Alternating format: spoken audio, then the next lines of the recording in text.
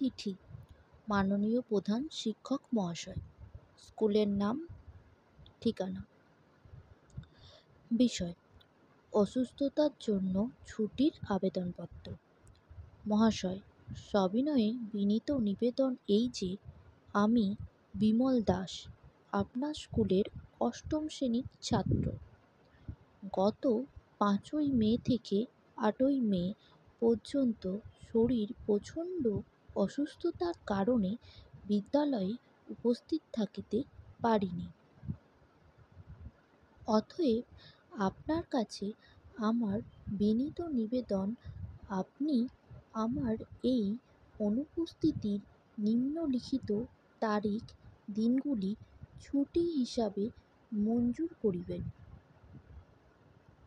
আপনার বিনীত বিমল দাস, ক্লাস অষ্টম শ্রেণী, রোল নম্বর 8। তারিখ: যে তারিখে চিঠিটি জমা দেওয়া হবে সেই তারিখটি বসিয়ে দিতে হবে। নমস্কার।